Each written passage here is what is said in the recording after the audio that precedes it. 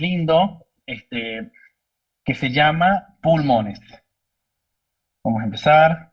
Bueno, el pulmón, para que más o menos ustedes vayan más o menos teniendo un poco de una dimensión, los pulmones son dos órganos, o sea que vienen de a pares, que se encuentran ubicados en la región torácica. Ustedes se preguntarán en qué región torácica. Si yo dibujo acá, dibujo a uno de los pulmones, vamos a dibujar así a grandes rasgos los pulmones. Puedo decir que estos pulmones se encuentran ubicados, estos dos pulmones, en la región torácica, pero ¿en qué parte de la región torácica? En lo que es el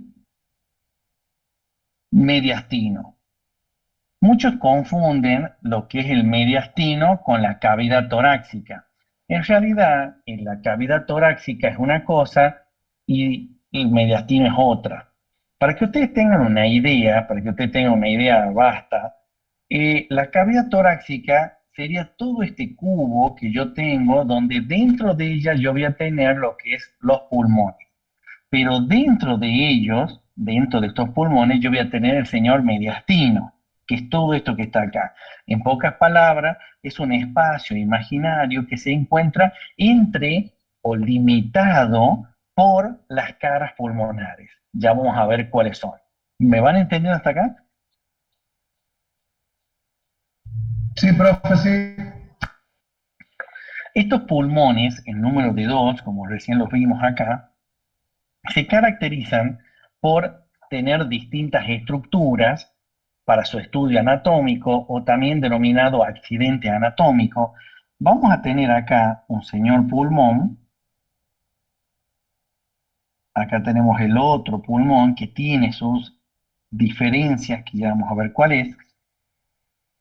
Estos señores pulmones tienen en su parte superior como una punta, podemos decir, pero se denomina vértice, no llega a ser algo puntudo, algo cortante, por eso se dice que su vértice, que es esto que está acá, es de tipo romo, o sea que no es afilado. Después presenta bases en los dos pulmones, presenta las bases, que es muy importante entender que las bases se caracterizan por estar apoyadas en el señor diafragma. ¿Se acuerdan que el señor diafragma era la estructura que me dividía la estructura muscular? ¿Se acuerdan con sus pilares, su centro frénico, y sus inserciones a nivel de las costillas en forma de superior a inferior, en sentido antero-posterior, anterior, y con sus inserciones a nivel de diafragma a nivel de la región vertebral? El diafragma, si ustedes ven la base de los pulmones, tienen ahí unas pequeñas curvaturas, podemos decir una pequeña concavidad de estas bases. Esa concavidad que tiene, que es esto que estaría acá así, lo determina la presencia de la cúpula diafragmática. O sea, la presencia de la cúpula diafragmática, su forma de la cúpula diafragmática, le va a dar una forma cóncava a la base de estos pulmones debido a que se apoyan y hacer un órgano que es como una esponja que se adapta, ya van a ver cuando veamos una de las caras, a todas las estructuras que se encuentran cercanas o contiguas a ellas. Miren esto, ¿quién le daba la forma al diafragma? Si usted me dice, profe, que el diafragma es una estructura muscular, está bien, en su contracción puede tener cierta dureza que me da una forma, pero en estado flácido de relajación tiene otra forma. Está bien, pero ¿quién le da la forma al diafragma? La presencia netamente del señor hígado le va a dar la forma a ese diafragma. Por lo tanto, la cúpula diafragmática, si yo la observo en un sentido anterior, en una posición anatómica, voy a ver que la cúpula diafragmática del lado derecho está más elevada que el lado izquierdo. Si yo borro acá, vamos a borrar todo esto y le vamos a dar otra, vamos a hacer así, para que entiendan mejor. Vamos a ver que esto tiene algo así y la cúpula hace este movimiento y desciende. Por ende, yo voy a tener que la cúpula diafragmática del lado derecho está más elevada por la presencia del hígado. Entonces, yo ya sé que el pulmón va a tener, por un lado, va a tener una base, va a tener un vértice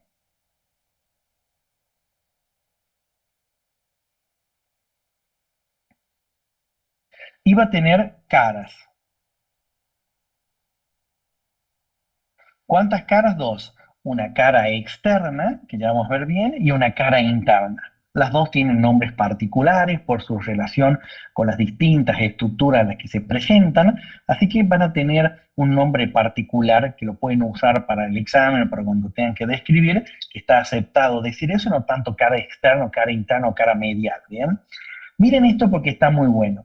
La base va a tener una relación íntima, pero no de contigüidad, porque no está en contacto directo, sino que lo hace, se contacta con el diafragma. Luego va a tener su relación hacia abajo, con anatomía de continuación, no de contigüidad. Va a tener su relación con el hígado, con su lóbulo derecho y parte de su lóbulo izquierdo, las dos bases, ¿no? Estamos hablando de las dos bases. Va a tener relación con parte de el señor estómago y parte del señor vaso. Va a tener la relación hacia inferior, van a ser estas relaciones con respecto a las bases. ¿Cómo vamos hasta acá?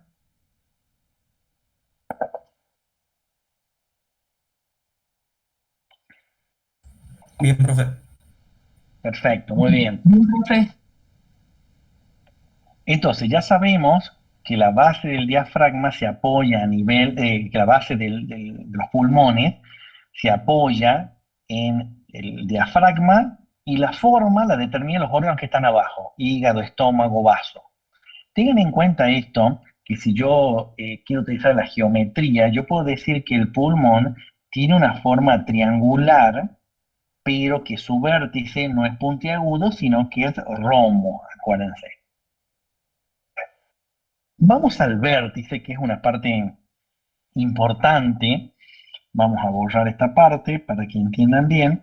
El vértice, que es la parte más elevada, la parte más superior, también denominada cúpula pulmonar, también se denomina, algunos autores la nombran como cúpula pulmonar, y esa cúpula pulmonar tiene una característica. ¿Por qué se la denomina cúpula pulmonar? Porque sobresale de esa caja torácica. O sea que podemos decir que la caja torácica, que está recubierta por las costillas, el esternón hacia adelante, hacia anterior, las vértebras dorsales hacia atrás, 12 costillas en ambos lados, ipsilaterales, o sea, de un lado y del otro lado, para formar esa caja torácica. Esa caja torácica, si yo dibujo acá el manubrio del esternón, le dibujo el manubrio del esternón y dibujo la primera costilla, vamos a hacer de una forma más o menos así, yo dibujo la primera costilla, voy a observar que el señor pulmón, en su parte más alta, en su cúpula o en su ápex, también denominado ápex, es sinónimo de vértice, de punta, de lugar más alto del órgano que estoy describiendo. En su parte más superior, voy a observar que ésta se sobresale de la primera costilla. Al sobresalir de la primera costilla, ya está por fuera. Entonces, miren esto, en las personas muy delgadas, si yo me coloco, la siento una persona muy delgada, me coloco en su parte posterior y coloco mis dedos, los pulpejos de los dedos, en la zona superior a la primera costilla y le permito que la persona haga una inspiración profunda, o sea, que meta todo el aire que pueda meterlo, lo haga, lo introduzca al aire. Ese aire, digamos, me va a permitir que el pulmón en ese tiempo inspiratorio, en esa introducción de aire, que el pulmón se agrande de tamaño. Obviamente hay un movimiento de costillas en sentido ínfero superior y antero posterior para aumentar, gracias a los músculos serratos, los intercostales y el diafragma en su descenso, para aumentar la expansión y la compliance, con planche sería lo que determina el estiramiento del pulmón, hace que eso aumente y ese aumento permite que yo sienta una pequeña elevación de esos pulpejos de los dedos que estoy apoyando en esa persona. Esto lo podemos hacer en las personas muy delgadas, ¿bien? Se observa muy bien, inclusive visualmente, en las personas que están atravesando un proceso patológico, donde su estado caquéxico de consumo del cuerpo, se observa muy bien el movimiento en cada respiración. Es impresionante cómo se puede observar.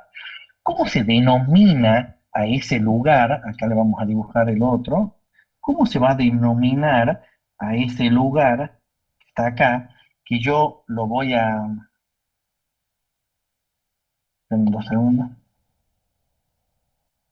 Que lo voy a designar con una apertura que lo determina a la apertura la primera costilla y el señor esternón, y acá hacia el último estaría la señora vértebra. ¿Sí? Bien, la primera vértebra dorsal sería esa, arriba tenemos la primera cervical y abajo la segunda dorsal o T2, esta sería T1, ¿bien? Esta sería T1. Obviamente esto llega hasta acá, así, se articula con el cuerpo y con la carilla de la apófisis transversa, se apoyan ahí. Este orificio que yo voy a tener marcado acá, vamos a dibujar acá, todo este orificio que yo tengo acá, que se me origina, que es el lugar donde yo apoyo las manos para ver ese movimiento de esa expansión del pulmón, le vamos a poner el nombre de opérculo. Opérculo, que sería orificio superior de la caja torácica. Anótenlo porque es pregunta de examen. Orificio superior de la caja torácica. ¿Vamos bien hasta acá? Sí, profe. Perfecto, muy bien, excelente. ¿Qué es lo que vemos acá en este señor vértice que vemos acá? ¿Cuáles son las cosas que yo voy a encontrar en este vértice para encontrar, digamos, qué relaciones tiene el vértice con respecto a las estructuras que se encuentran acá? Vamos a borrar esto, vamos a poner un color más, un rojito. Miren esto porque está bueno. Lo primero que yo voy a encontrar acá, voy a encontrar una vena, la vamos a poner en color azul, vamos a poner así, perdón. Una vena que pasa por encima de la primera costilla, nace de la parte más interna de ese mediastino, cabalga la primera costilla y después voy a tener, y ya le doy el nombre, después voy a tener otra arteria que sobrepasa la primera costilla y también cabalga esta vena que acabo de ver, que se determinan con el nombre de vena subclavia, vena subclavia, y la famosa arteria subclavia. O sea, obviamente esto nacen de la arteria aorta, del callado aórtico, y esta arteria subclavia es muy importante para la colocación de vías centrales que ustedes los van a llamar para que corroboren si esa vía central está bien colocada. Miren qué importante que es el conocimiento de cómo la arteria subclavia o la vena subclavia, que es la vena donde más se colocan estas vías centrales son pequeños catéteres que se utilizan para administrar sustancias en las personas que están enfermas en terapia intensiva. Entonces, miren qué bueno esto. La vena subclavia después se va a transformar en vena axilar, en vena humeral y así sucesivamente hasta llegar a la punta del dedo, de los dedos, que es donde termina.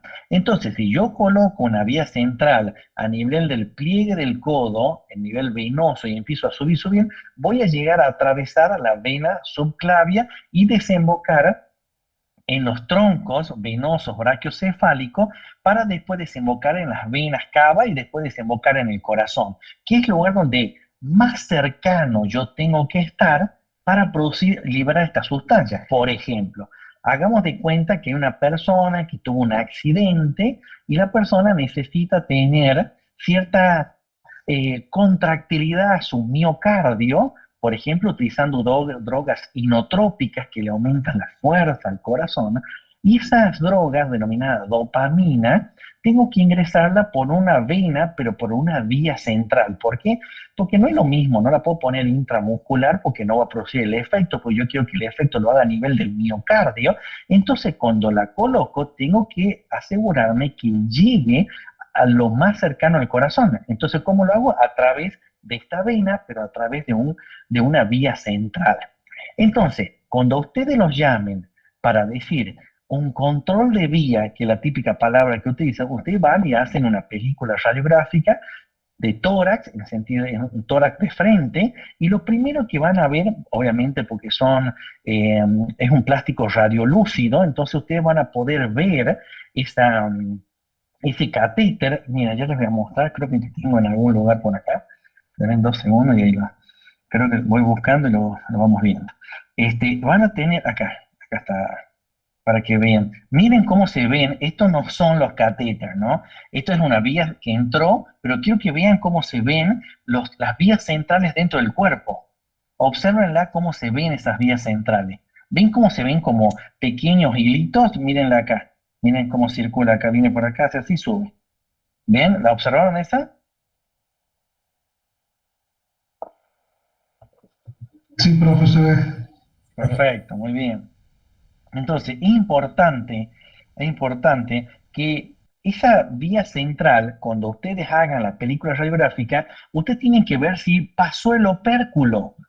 ¿Y cómo sé yo que pasó el opérculo? Porque tengo que mirar la primera costilla, si atraviesa o pasa por encima de la primera costilla y se ve perfecto. Se ve perfecto cómo pasa la primera costilla. Si quieren, yo mañana les busco una radiografía de un catéter de un bebé y les mando para que la vean cómo pasa y cómo puedo decir yo, ese catéter ya está cerca del corazón. ¿Por qué? Porque me pasó por la primera costilla y al pasar la primera costilla se relaciona con el pulmón y a su vez pasó.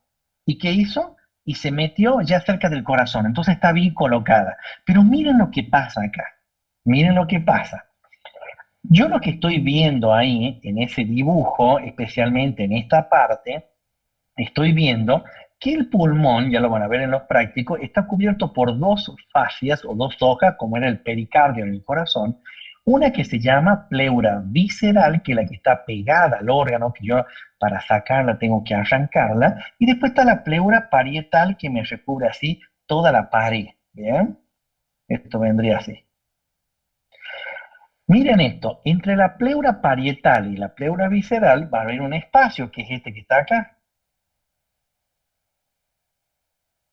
Pero miren la relación tan íntima que tiene la vena subclavia, muy cercana, toma contacto con la pleura parietal, la toca. Entonces, miren esto porque esto suele pasar y es impresionante. Por eso tienen que estar muy atentos ustedes a esta relación del vértice, chicos, porque es importantísimo esto.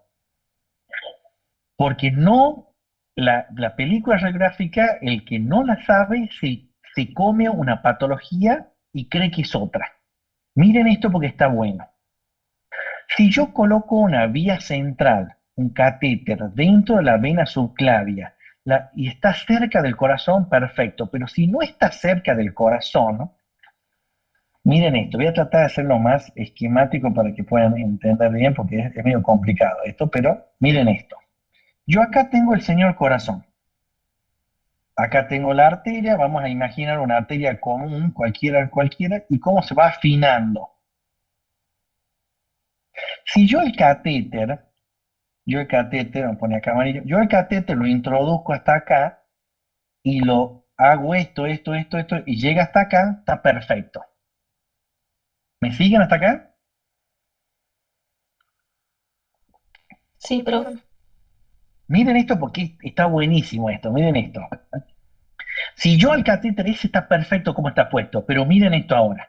Si yo al catéter lo introduzco y lo dejo acá, y acá les dibujo otra cosa más, miren. Acá está la primera costilla, atravesando acá la primera costilla. El catéter me queda medio periférico. Pero ¿qué ha pasado ahí? Miren, si yo hago un corte acá, a este nivel, yo voy a tener la arteria esta y el señor catéter acá chiquitito. Miren la diferencia que no toca las paredes del vaso. Pero si yo coloco el catéter acá, miren la diferencia si lo coloco el catéter ahí. Tengo más posibilidades que el catéter toque las paredes. ¿Vamos bien hasta acá? Entonces, por eso es importante que yo siempre coloque el catéter y visualice radiológicamente qué ha pasado y se ha introducido en el opérculo, en el orificio ese de entrada de la caja torácica. Es importantísimo eso. ¿Por qué? Porque si yo no hago esto y mi relación íntima con la pleura parietal y el espacio pleural, ¿qué hacen? Hace una osmosis por difusión pasiva de un lugar de mayor concentración de soluto que tiene la sustancia que estoy administrando, paso a un lugar donde no hay soluto. Y toda la sustancia que está acá se me vuelca acá.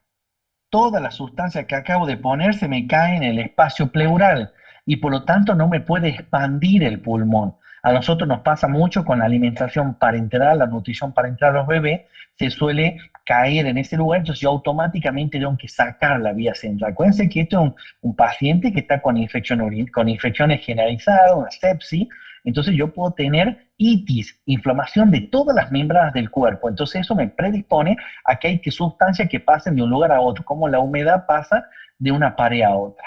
Entonces es muy importante que yo sepa que existe esto, que existe una vena subclavia de ambos lados, que se mete en la caja torácica o que nace del corazón y sale hacia afuera o que se mete como ustedes quieran, y que al meterse por el opérculo ya esté en un vaso grande, en un vaso donde no va a tener contacto con la pared. Pero si yo lo dejo más afuera, fuera del opérculo, voy a tener estas complicaciones. Derrame pleural se llama esto. Y que radiológicamente me puedo confundir con una atelectasia, con moco dentro del pulmón, que es otra cosa eso. Entonces, yo sabiendo que el paciente tiene un catéter, que tiene esto, puedo determinar que el opérculo no fue invadido, no fue penetrado, el espacio ese, por lo tanto, tengo ese derrame dentro de la pleura. ¿Entendieron esto? Esto como para que no se olviden nunca más del opérculo. ¿Bien?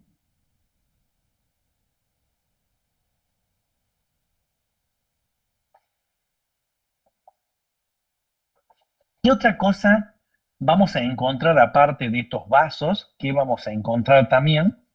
Vamos a encontrar que también se observa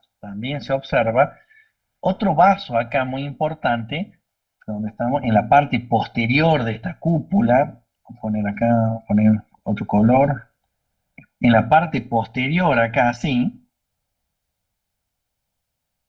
en la parte posterior, y este se va a denominar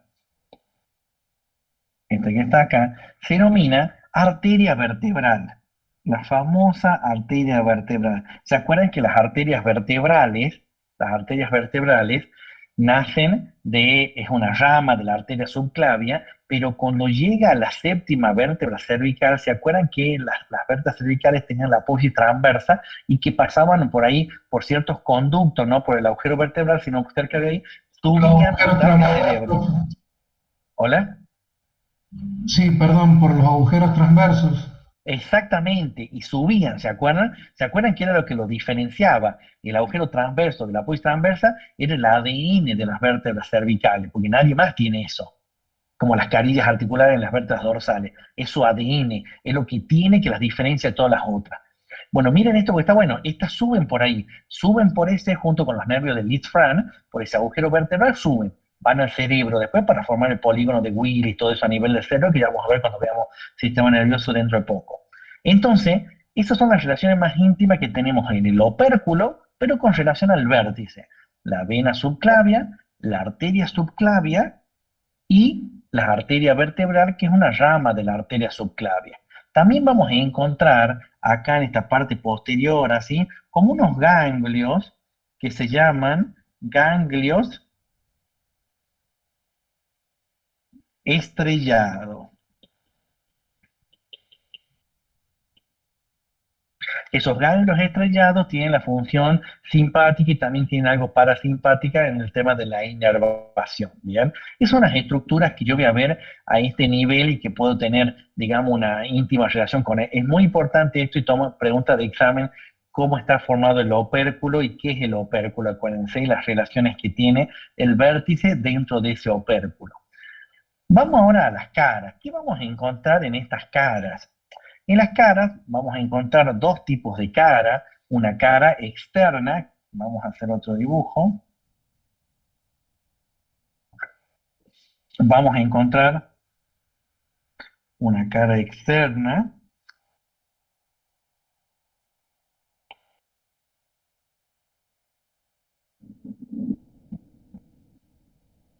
Vamos a checarlo acá así.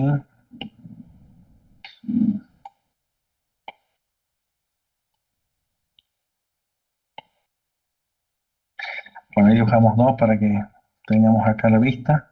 Bueno, la cara externa, que está bueno esto, la cara externa tiene un íntimo contacto con quién, con toda la parrilla costal, con todas las costillas, esas 12 costillas ipsilaterales del mismo, de un lado y del otro lado, tenemos esas 12 costillas. Entonces, miren, acá vamos a tener una, las impresiones que va dejando, no es que la costilla está pegada, sino que vamos a tener impresiones, yo las hago grandes para que puedan visualizarlas bien, pero vamos a tener impresiones que dejan marcadas estas costillas en cada, acuérdense que el pulmón es un órgano como una esponja, entonces en cada momento de su ciclo respiratorio, que sería cada vez que, eso se llama tiempo inspiratorio, hay una pausa y después viene la exhalación que se llama tiempo expiratorio, para que se produzca todo eso, esa vez que cada vez que se produce el aumento de tamaño en la inspiración y el achique del tamaño, la disminución del tamaño en la expiración, que no es una disminución total, sino sería un colapso, produce que tiene contacto con con las costillas, y al tenerse contacto desde la hora cero del nacimiento, no antes que nazca el bebé, por eso los pulmones de un recién nacido en una autopsia no tienen estas marcas, porque estas marcas la ocasiona el bebé cuando empieza a nacer y no cuando está dentro de la panza, porque no tiene respiración. Tiene algunos movimientos respiratorios denominados movimientos RAM, pero no son movimientos funcionales y respiratorios, sino hace unos pequeños movimientos del pulmón nada más. Bien, acá les voy a sacar un mito que siempre es muy común escuchar. Dice que el bebé en un nacimiento tragó líquido y se le fue a los pulmones. Eso existe, pero en situaciones muy raras, que se llama síndrome de aspiración del líquido meconial, SALAM se llama eso, síndrome de aspiración del líquido meconial. Y otra cosa, en los bebés cuando nacen, en los pulmones no tienen líquido amniótico, tienen líquido pulmonar. El líquido amniótico es otra cosa. Que lo pueda tragar el bebé en un momento de desesperación porque quiere empezar a respirar porque algo está pasando en la panza, lo puede tragar. Pero acuérdense que el líquido ya está ocupado los pulmones por líquido pulmonar. Esto es un proceso que puede ocuparse por ese líquido amniótico contaminado, que esté feo, que algo le esté pasando, lo puede tragar el bebé, sí, porque empieza a hacer como bocanadas de aire dentro de la panza, que es una situación fisiológica que no la debería hacer, sino porque está peligrando su vida, lo hace y ahí traga y se va un poco hacia los pulmones, pero acuérdense que hay una competencia entre el líquido pulmonar que tiene y el líquido amniótico contaminado que quiere ingresar. ¿Entendieron eso, mamá, para que les quede claro? Sí, profe, sí. Perfecto, muy bien. Miren esto que está acá porque está bueno. La cara esta, como tiene relación directa con la parrilla costal, se va a denominar, vamos a poner el nombre de cara costal. La pueden decir cara lateral externa o cara externa, o como todo el mundo la llama, cara costal también. Después tenemos otra cara, que es la cara medial, que sería esta que se encuentra acá, esta que se encontraría acá, la cara medial, esa cara que está acá, también denominada cara medial, o más conocida como cara mediastínica. ¿Por qué? Porque es la que está delimitando la parte, digamos, la pared externa del mediastino. ¿Se acuerdan que el mediastino estaba formado hacia arriba por el opérculo, hacia abajo por el diafragma, y en sus partes laterales lo limitaba la cara medial de los pulmones? Por eso esta cara medial se va a llamar cara mediastínica, porque pertenece a una pared del mediastino, podemos decir, hablando así en general. Esta pared del mediastino que yo tengo acá, esperen que voy a borrar uno. Esta pared del mediastino que yo tengo acá, le vamos a determinar una forma, porque está bueno. Y esperen, si yo saco esto. Ah, está, espera. Ahí está. Si yo saco, no, vamos a hacer al revés. Espera.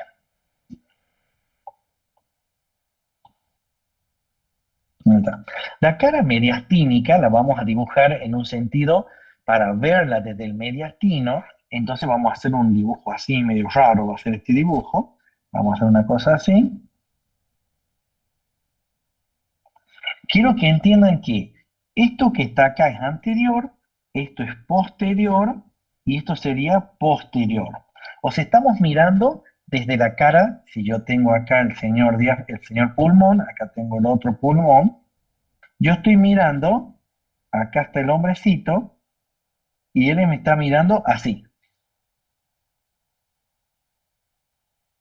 Entonces, este hombrecito va a ver una cara anterior, una parte anterior y una parte posterior. Vamos a la parte posterior, pero del pulmón derecho. Este que está acá sería un pulmón, este es otro, este es el pulmón derecho y este va a ser el pulmón izquierdo, para que más o menos se vayan ubicando, ¿bien? Miren esto. ¿Se acuerdan que ya vamos a ver bien por qué tiene esta forma los pulmones? Un pulmón que es más chico, el pulmón izquierdo es más chico que el derecho, por la presencia del señor corazón, que es el que se encontraría ubicado acá. Lo vamos a dibujar así, vulgarmente para que lo entiendan bien. Y van a ver que eso determina a que yo tengo una forma distinta, pero ya van a entender por qué tiene esa forma distinta este señor pulmón. Miren esto que está bueno. Lo primero que tengo que hablar yo de esta cara mediastínica o cara medial es que en la parte central, acá, yo voy a tener los famosos hilios pulmonares. Esto es pregunta de examen.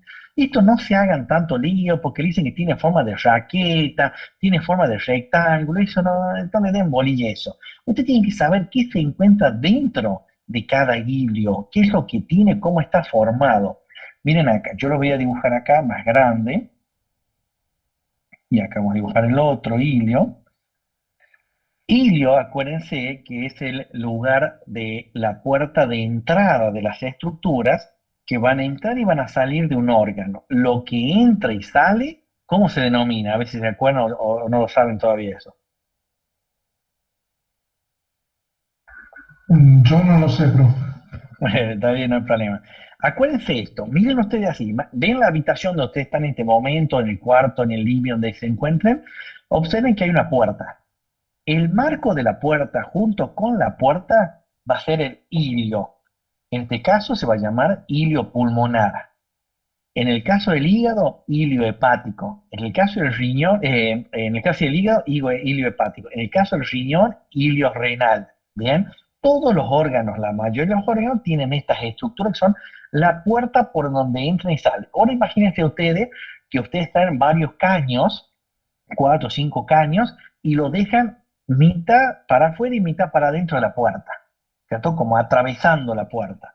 Si yo dibujo acá la puerta así, después ustedes ponen estos caños así que pasan y salen de la habitación esa. Miren esto porque está bueno. Todos esos caños que entraron y salieron se denomina pedícula, ese conjunto de estructuras que pueden ser vasculares, estructuras que le van a la función al órgano, pueden ser estructuras nutricionales, nerviosas, linfáticas, todo eso que entra o sale, depende de la función que cumpla, va a formar lo que se denomina pedículo. Entonces, el hilio es la puerta de entrada y tiene una forma. Y el pedículo es todo lo que entra o lo que sale. Acuérdense de eso. ¿Alguien levantó la manito? Pregunte.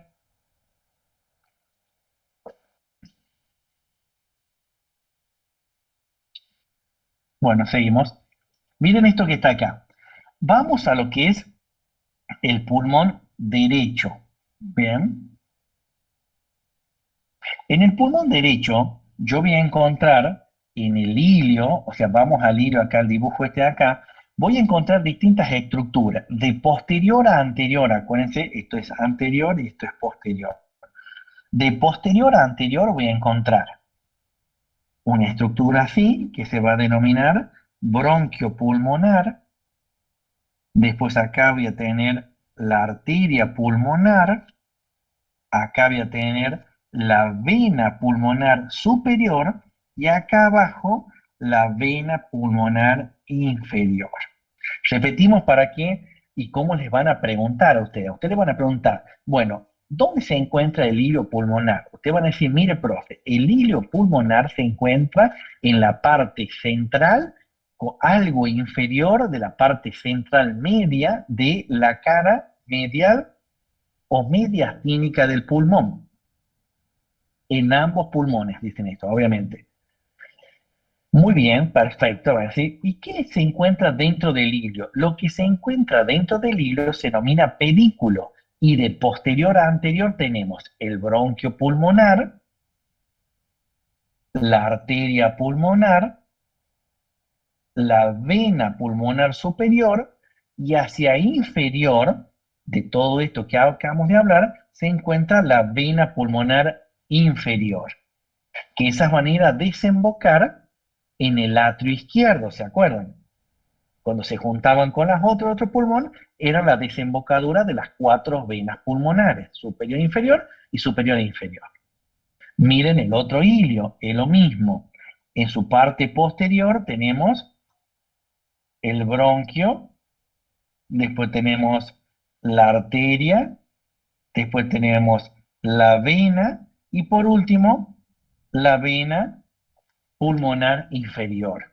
La vena pulmonar inferior está un poco más lateralizada hacia la parte posterior, pero sigue estando siempre inferior a las otras, en este caso. ¿Han entendido el ilio y el pedículo?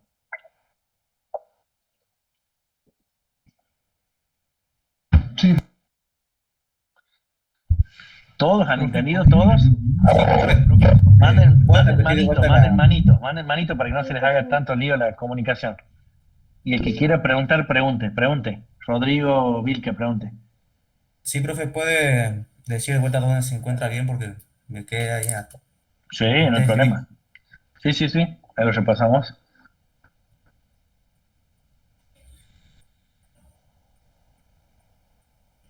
El hilio pulmonar lo vamos a dividir en situación, o lo vamos a ubicar, que tiene una parte anterior y una parte posterior, ¿bien? Este sería este sería el derecho y este va a ser el izquierdo, ¿bien? Como para que se den una idea, así más o menos. Los dos tienen la misma forma, pero lo importante es que sepan describir que los ilios es la puerta de entrada de las distintas estructuras que se denominan en su conjunto pedículo. Entonces, cuando usted le pregunte, ¿cómo está formado el pedículo pulmonar? Usted va a decir, el pedículo pulmonar está formado de atrás hacia adelante, que en realidad tiene que decir de posterior a anterior, por el bronquio principal, la arteria pulmonar, la vena pulmonar superior y acá abajo la vena pulmonar inferior. Del otro lado, empecemos lo mismo, pero en sentido posterior. Bronquio principal o bronquio fuente, arteria pulmonar, vena pulmonar superior y la vena pulmonar inferior. Siempre de posterior a anterior y la única que es inferior es la vena pulmonar inferior. ¿Ahora sí? Sí, Perfecto, muy bien. ¿Qué vamos a encontrar también en esta cara medial que les pregunta de examen? Pues ya estamos acercando al tiempo. ¿Qué vamos a encontrar acá? Y está muy bueno esto que encontremos acá. Vamos a encontrar que en sentido anterior al pedículo este, en el pulmón derecho, vamos a encontrar parte de la señora vena cava inferior. La vena cava inferior, perdón, vena cava superior, y vamos por acá, vena cava superior, la impresión que deja la vena cava superior, y acá en este lado, vamos a encontrar, acuérdense que estamos viendo la cara interna, la cara medial, la cara mediastínica, entonces traten de ubicarse con lo anterior y posterior. Vamos a encontrar una parte del corazón que se apoya ahí, pero no es el lugar que lo aloja el corazón, sino es una pequeña parte nomás que lo sostiene al corazón. Mire esto porque está muy bueno. En esta parte, que esto que está apoyándose acá, va a ser el atrio derecho. Esto que está acá va a ser el atrio derecho. O sea, podemos decir que es la parte de la base del corazón. Acuérdense que la base del corazón nos daba gran parte del atrio derecho y parte del atrio izquierdo, ¿se acuerdan de la base? En cambio, la parte anterior, el vértice, todo eso estaba dado por el ventrículo izquierdo en sentido anterior y el ventrículo derecho más hacia la base, pero siempre estaban en la punta esa del corazón o apex del corazón. ¿Qué también vemos en esta parte interna, esta cara mediastínica? Vamos a ver una estructura acá en forma de vena que se desemboca en esa vena cava inferior, que es el arco de la vena ácido. Este es el arco de la vena ácido. Esas son las impresiones que yo voy a observar y que me rodean ese hilio. Esto que está acá, sí que lo dice así arrejado, eso es el hilio, obviamente con su pedículo que va ingresando, que lo acabamos de ver, y todo lo que lo rodea vamos a tener la impresión de la vena cava superior, que va a traer toda la sangre del cerebro y parte del cuello, vamos a tener las venas ácigos, que desembocan eso, y algo del atrio derecho, porque es el lugar donde va a desembocar también esta vena cava inferior. En cambio, del otro lado, el pulmón izquierdo, vamos a tener el gran estructura esta que está acá, que se denomina fosa cardíaca, fosa cardíaca,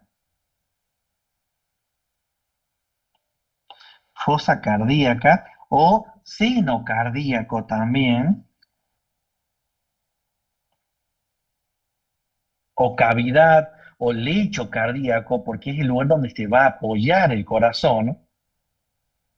Acuérdense que estamos viendo, mírenme a mí acá 2 segundos, porque si se hacen mucho lío, miren esto, estamos viendo los pulmones así, ¿cierto? Los pulmones son así en una vista anterior. ¿Cómo hicimos acá? Hicimos esto así. Lo estamos viendo así a los pulmones para que puedan entender más o menos algo, ¿me entienden? Hemos hecho así, lo hemos elevado para poder ver toda la cara anterior, la cara interna o medial, hicimos esto así. Abrimos los pulmones, ¿bien? Miren esto que está bueno. ¿Qué voy a encontrar acá como impresión aparte de la fosa cardíaca o seno cardíaco? Vamos a encontrar una impresión acá muy importante que hace esto así, que hace así, que es la famosa arteria aorta. Esto es arteria aorta, que es la arteria más importante del cuerpo, la que lleva toda la sangre limpia para todo el organismo. Es tan importante que si yo la corto a esa, la presión de sangre puede llegar hasta 2 metros, 3 metros, el chorro de sangre que sale, porque es impresionante la presión que hace el ventrículo izquierdo para expulsar la sangre, y usted lo puede ver representado cuando toca una arteria y sienten el pulso, tuc, tuc. En realidad lo que están sintiendo es la contracción del ventrículo izquierdo que se expande en forma de onda, ¿cierto? Por las paredes de esta arteria. ¿Qué vamos a encontrar también? La impresión de quién. Acá vamos a encontrar el tronco brachiocefálico izquierdo, obviamente. Acá vamos a encontrar la carótida primitiva. Y acá vamos a encontrar la arteria subclavia, que es la otra rama que nace de acá. También podemos encontrar en la parte más inferior acá una pequeña impresión que desaparece, no está marcado en todo el pulmón, que es del señor esófago. Acá en la parte esta superior también se encuentra el señor esófago marcado, no lo marca en todas sus partes. Y acá también podemos decir, en el pulmón derecho también tenemos al señor esófago marcando en gran parte también. Por último, no os quiero marear tanto con esto, quiero que entiendan que la pleura, así como lo hacía corazón, en su refracción, ¿te acuerdas? ¿Se acuerdan cuando veíamos el corazón en lo que era el pericardio, que decíamos que la verdadera era la visceral que recorría todo pegado al órgano y después hacía una reflexión o reflexión y formaba el pericardio, pero parietal? Bueno, lo mismo pasa acá. La visceral, la visceral, que es la pleura visceral, es la verdadera pleura que cubre a todo esto, ¿cierto? Que le da origen a todo, la cobertura y la protección del pulmón.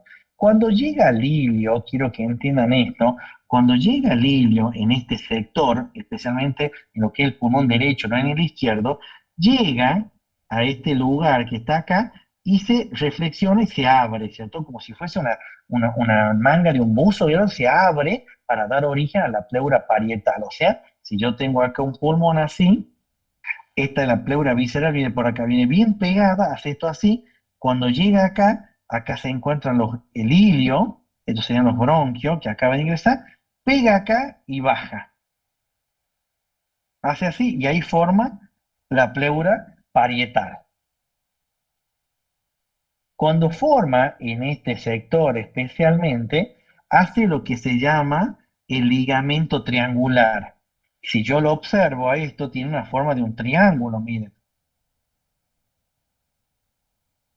que sería esto que está acá. Entonces, en ese lugar, la reflexión de la pleura visceral y pleura parietal va a formar el ligamento triangular que se encuentra por debajo del hilio y el pedículo del pulmón derecho. Acuérdense eso. Esto lo van a ver bien cuando vean pleura, pero es para que vayan teniendo una idea de esto, ¿bien? ¿Cómo vamos hasta acá? Vamos, profe, vamos todavía. Vamos, vamos, vamos, que no Vamos decaigan, que no tirando, profe. decaigan. Que no decaigan. Y para terminar, quiero que veamos esto acá. No les quiero hacer tanto lío con esto. Quiero que entiendan que el pulmón así como lo pueden ver en ahí en la imagen, el pulmón presenta fisuras. Estas fisuras son pequeños cortes que tiene el pulmón recubiertos por en su parte de ese corte se introduce la pleura, entonces me permite que el pulmón tenga esos cortes, es como que yo agarro un hígado y ustedes lo corten al medio y va a quedar como que presenta dos partes, pero imagínense que la cobertura de la pleura también se mete en ese corte y no se ve el parénquima, digamos, las células, digamos, así hablando vulgarmente, no se ve la célula porque está cubriendo esa parte interna que de ese corte que se acabo de ver. Miren esto porque está bueno. En el pulmón derecho presenta dos lóbulos, presenta dos cisuras que son cortes. Una cisura horizontal, la pueden ver ahí en el dibujo, una cisura horizontal y una cisura vertical. ¿Vamos bien hasta acá? Presenta dos cortes, una cisura horizontal y una cisura vertical. Esto me va a determinar que existan a partir de estas fisuras tres lóbulos, un lóbulo superior, un lóbulo medio y un lóbulo inferior. Un lóbulo superior, un lóbulo medio y un lóbulo inferior. Pero en cambio vamos al pulmón izquierdo, donde acá se encuentra ubicado el señor corazón, donde está el señor corazón ahí, presenta una sola cisura, que es la cisura vertical. Por su forma y su descendencia que tiene, se llama cisura vertical y me divide en dos lóbulos, un lóbulo superior y un lóbulo inferior. También existe un pequeño lóbulo que se llama lóbulo de la língula, pero eso es más cuando hablamos de segmentación hepática, de pulmonar. Eso es más, no tanto determinado por esto, porque estos lóbulos se forman a partir de las fisuras, ese lóbulo se forma a partir de la segmentación interna, cómo se van dividiendo esos bronquios que entran dentro del pulmón, eso es otra cosa. Pero quiero que entiendan esto, el pulmón derecho, ¿cuántas fisuras tiene? Díganme. Dos cisuras, Dos, profesor. dos cisuras, profe. Y eso me determina cuántos lóbulos. Tres. Tres lóbulos. Tres. Perfecto. Superior, medio, inferior. ¿Y el izquierdo cuánto tiene? Una cisura y dos Dos lóbulos. lóbulos. Bueno, ahora quiero que me vean todos a mí. Quiero que me digan, ¿y a qué se debe esto? Ustedes se preguntaron en este momento, en este instante, ¿a qué se debe esto? ¿Por qué es tan complicada la ciencia? ¿Por qué permite que un lóbulo sea discriminado? No haya igualdad, que uno tenga dos cisuras y el otro tenga una sola. Miren esto porque está muy bueno. Miren esto, efecto abanico se llama. Si yo tengo un abanico acá, ¿cierto? Y tiene un montón de bordes, me va a permitir que yo haga esto, que se abre el abanico, por eso gracias a esos bordes. Y miren el tamaño hasta donde puedo llegar. Lo abro y lo cierro al abanico, lo abro y lo cierro. Miren ahora, tengo pocos cortes, solo dos. Hago esto nomás y vuelve. Hago esto nomás y vuelve. ¿Cuál es la función de esta? Que si el lóbulo izquierdo tendría otra cisura más, en cada movimiento aplastaría el corazón, porque lo tiene alojado su corazón. ¿Han entendido eso? Sí, profe. Por eso, algunos Sí. médicos le dicen a ustedes, hace una inspiración profunda y mantén el aire, especialmente el cardiólogo, y ahí se ve un desdoblamiento de los ruidos cardíacos, que es normal debido a la compresión que le hace el pulmón. Ustedes saben que nosotros, los mamíferos, o sea, especialmente los humanos, no los mamíferos, los mamíferos humanos seríamos, tenemos la capacidad de tener algo muy bueno, que es, yo doy clase de asistencia respiratoria mecánica a los médicos del hospital y a los kinesiólogos, y siempre les cuento yo que los pulmones ha sido una ventaja que tuvimos nosotros en el proceso evolutivo, especialmente en lo que es la biperestación. ¿Por qué? Usted imagínese esto, tanto el corazón como el pulmón se alojan y se apoyan, según la gravedad, sobre estructura muscular denominada diafragma. ¿Vamos bien hasta acá? En cambio, los Sí, profe. cuadrúpedos apoyan, por una cuestión de gravedad, el pulmón y el corazón en estructura ósea, esternón y costillas. Entonces, por eso ellos no pueden hacer pocas distancias a grandes velocidades, pero no pueden hacer grandes distancias a pocas velocidades como podemos hacer nosotros. Nosotros podemos correr esos triatlones, el Ironman, por ejemplo, que es una de las carreras más importantes de atletismo, un triatlón, son, no sé, como 40 kilómetros, puede correr 40 kilómetros una persona y lo resiste normalmente y está acostumbrado y andan de 10. En cambio, la chita, los tigres, todo eso pueden correr, o los cervatillos pueden correr ciertos tramos a altas velocidades, pero tienen que parar después porque se puede desgarrar los ligamentos de sostén porque están agarrados de estructuras óseas. En cambio, el diafragma le permite esos movimientos y no produce ninguna lesión y tampoco ningún tanto consumo de energía como le produce a estos en la biperestación con respecto a los cuadrúpedos. Bueno, ¿han entendido esta parte también? Sí. Bueno, dejo después la segmentación para que lo vean porque es fácil. ¿Dónde tengo acá la segmentación? Acá está. Bueno, la segmentación es fácil, es cómo ingresan, esto tiene que estudiar memoria, es fácil, cómo ingresan los bronquios dentro de los pulmones. Una vez que entra ese bronquio principal en el ilio, ¿se acuerdan que lo vimos? Una vez que entra ese bronquio principal en el ilio, se va a dividir, ¿cierto? Acuérdense bien de seguir eso. Si yo tengo un bronquio principal que se introduce en el pulmón derecho, que tiene tres lóbulos, ese bronquio principal se me va a dividir en tres bronquios lobares, porque va a los lóbulos, uno superior, otro medio, otro inferior.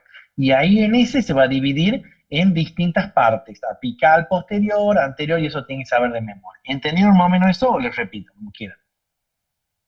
¿Puede repetirlo, profe? Profe, Sí, sí. Lo repite, Ese bronquio que acaba de ingresar, vamos a dibujarlo, vamos a hacer más fácil, lo dibujamos.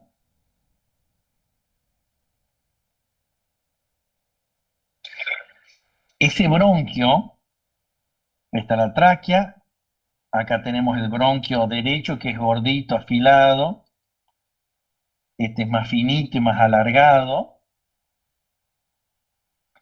Cuando se introducen en el señor pulmón, Si yo acá tengo, vamos a dibujar así, 3 lóbulos, por lo tanto, miren esto acá, vamos a borrar este poquito acá así. Este se va a Serían 3 dividir, bronquios lobulares. este se va a dividir en un bronquio, esperen que borremos más acá, ¿sí? Este se va a dividir en un bronquio para el lóbulo superior, otro para el lóbulo medio y otro para el lóbulo inferior. Esos son bronquios lobares, ¿bien? Este es el bronquio principal, estos son los bronquios lobares, ¿por qué? Porque van a los lóbulos. ¿Cuántos bronquios lobares yo voy a tener en el pulmón derecho? 3.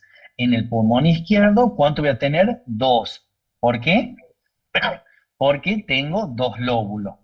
Y ahí, ese bronquio lobar se va a empezar a dividir en pequeños bronquios, y esa es la segmentación pulmonar que ustedes tienen que saber. Apical, posterior, anterior, así. Que es el dibujo este que está acá. ¿Entendieron eso? Sí, profe, gracias. Sí, profe. Es fácil, esto no es nada del otro mundo. Yo les doy un consejo para aprender la segmentación pulmonar. Hagan dibujo, hagan ese dibujito, háganlo varias veces y les va a quedar espectacularmente claro. Porque una vez que ustedes lo dibujan, les queda claro después. Bueno, perfecto. Espero que les haya servido. Nos estamos viendo pronto. Creo que la semana que viene o la otra ya empezamos con sistema nervioso, así que ahí nos estaremos viendo de nuevo para darle cerebro, médula espinal, todo eso. Bueno.